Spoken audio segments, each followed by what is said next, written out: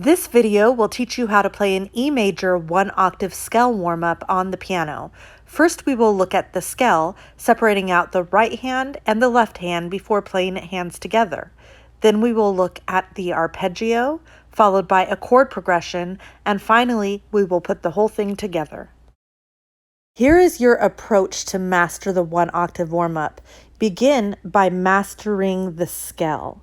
Then, once you feel that you have reached mastery, move on to master the arpeggio. At this point, you should also play the scale and the arpeggio together. After you feel you have mastered that, move on to master the chord progression, and then you are ready to play the entire warm-up from beginning to end. In order to approach learning the scale warm-up in this way, it is very important to have a strong understanding of what mastery means.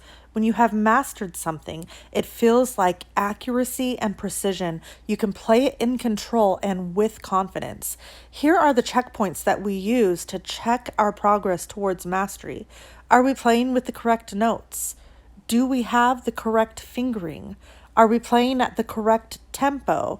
80 beats per minute is a good tempo to use. In scales, we like to use very strong fingers.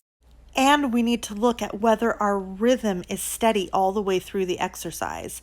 If any of these points are lacking, then that gives you the answer what you should focus on with your practice until you can say yes to all of these checkpoint questions.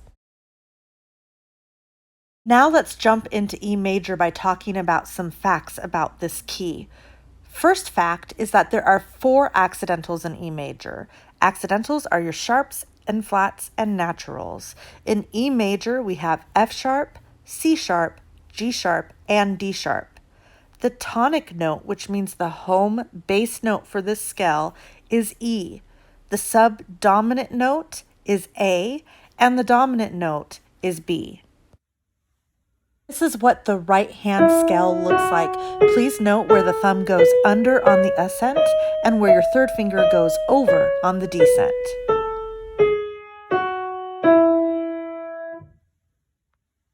Here is the left hand scale. It will mirror the fingering of the right hand scale. The third finger will go over on the ascent and the thumb will tuck under on the descent. Here is the scale hands together. Please note the coordination of the hands in doing one fingering for the ascent in the right hand while a different fingering for the ascent in the left hand, and vice versa on the way down.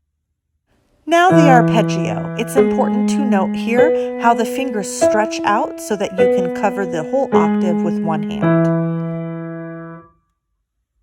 And finally, we have reached the chord progression. It is important to note that there is a sharp in each of these chords, so please play carefully.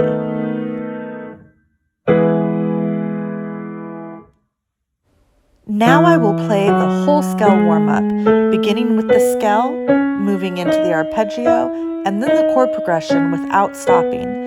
Please note the tempo that is used as you move from the scale to the arpeggio and then to the chord progression.